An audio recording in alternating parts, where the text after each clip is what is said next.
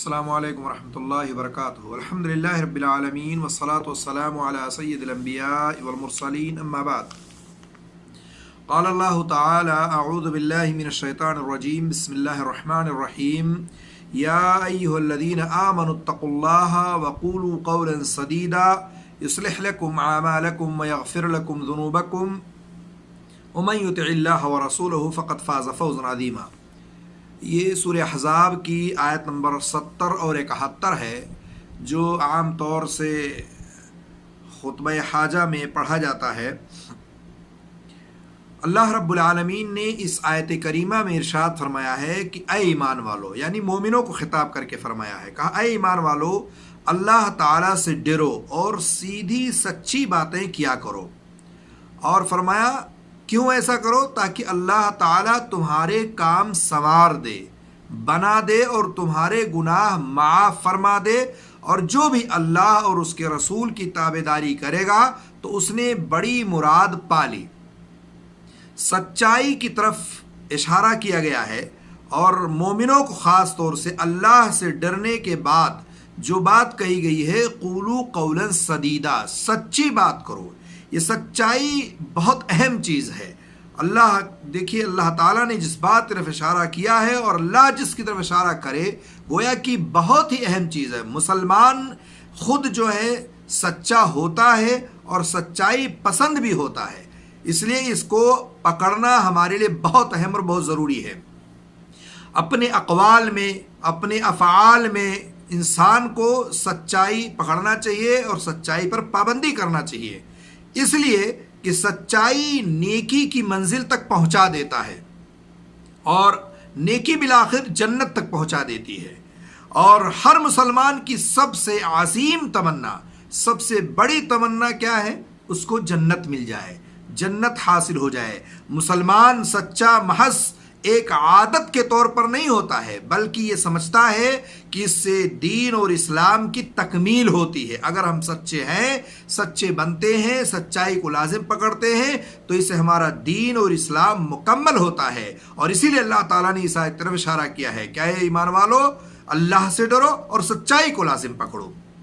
ایک مقام پر اللہ تعالیٰ نے جو ہے سورہ احزاب میں ہی، جہاں مومنوں کے بارے میں بہت ساری باتیں کہی ہیں اور ارشاد فرمائی، یہاں پر فرمایا کہ والصادقین والصادقات، سچ بولنے والے مرد اور سچ بولنے والی عورتیں، ان کے لیے اللہ رب العالمین نے وسیع مغفرت اور بڑا ثواب تیار کر کے رکھا ہے۔ تو سچ بولنے والے مرد اور عورتیں دونوں کی طرف اللہ نے اشارہ کیا یہاں پر کہ اگر کوئی ایسا کرتا ہے تو اللہ نے اس کے لیے بڑی مغفرت اور بڑا ثواب تیار کر کے رکھا ہے۔ ایک مقام پر اللہ تعالیٰ نے اس طرح سے فرمایا سورہ توبہ میں، کہا یا ایھا الذین آمنوا، یا ایھا الذین آمنوا اتقوا اللہ وکونوا مع الصادقین، اے وہ لوگوں جو ایمان لائے ہو اللہ سے ڈرو اور سچوں کے ساتھ ہو جاؤ۔ تو معلوم ہوا کہ آپ ساتھ کس کا دیں؟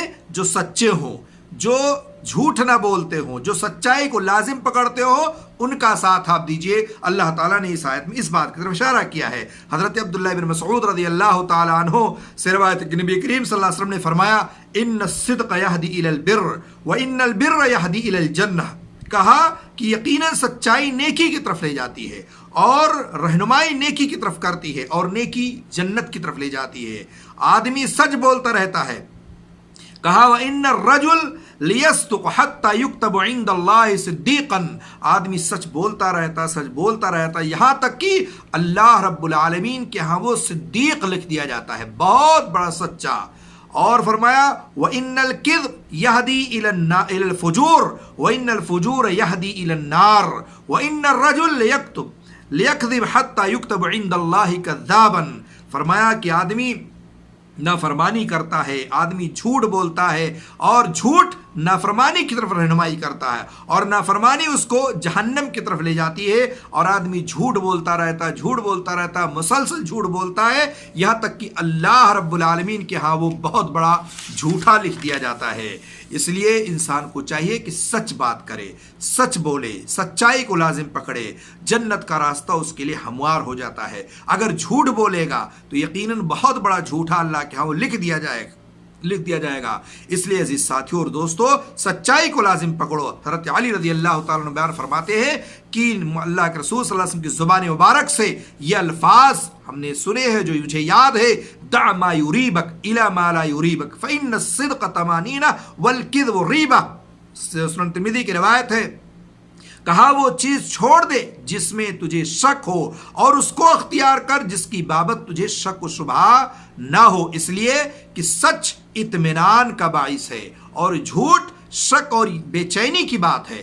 اس لیے ہمیشہ اطمینان کے لیے سچائی کو لازم پکڑو، اور اگر بے چینی میں چاہتے ہو مبتلا رہو تو جھوٹ بولو۔ اس لیے اس سے منع کیا گیا ہے۔ سچائی کا ضد جھوٹ ہے جو نفاق کی واضح علامت ہے۔ اللہ کے رسول نے فرمایا کہ آیت المنافق ثلاث، اذا حدث کذب واذا وعدک اخلف واذا اؤتمن خان۔ صحیح بخاری کی روایت ہے، سچائی کا ضد جھوٹ ہے۔ منافق کی 3 نشانیاں ہیں، جب بات کرے تو جھوٹ بولے، ہر بات پر جھوٹ بولے، اور جب وعدہ کرے تو وعدہ خلافی کرے، اور جب اس کے پاس امانت رکھی جائے تو اس میں خیانت کرے۔ تو آپ منافقوں کے صف میں شامل نہ ہو، جھوٹ نہ بولیں، سچائی کو لازم پکڑے۔ صحیح مسلم کی روایت میں مزید اضافہ ہے، وَإِنْ سَامَ وَصَلَّى وَزَعَمَ أَنَّهُ مُسْلِمٌ، خواہ وہ نماز روزے کا پابند ہو اور اپنے آپ کو خود کا مسلمان سمجھتا ہو۔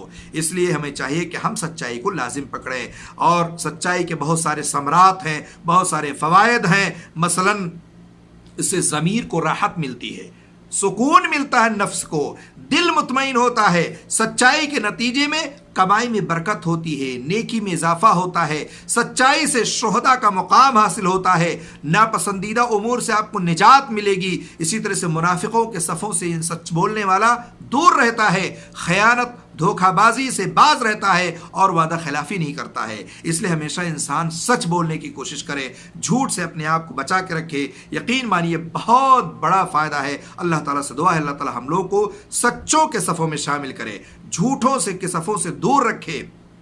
ہم جب بھی گفتگو کریں، بات کریں تو سچ بولیں، چاہے کسی بھی تعلق سے ہو، اور جب ہم سچ بولیں گے تو اللہ تعالیٰ کے صدیق لکھ دیا جائے گا۔ اللہ تعالیٰ سے دعا ہے اللہ تعالیٰ ہم لوگوں کو سچ صحیح بات بولنے کی توفیق عطا فرمائے، جھوٹ فریب دھوکہ سے اللہ تعالیٰ محفوظ رکھے۔ آمین رب العالمین۔ السلام علیکم ورحمۃ اللہ وبرکاتہ۔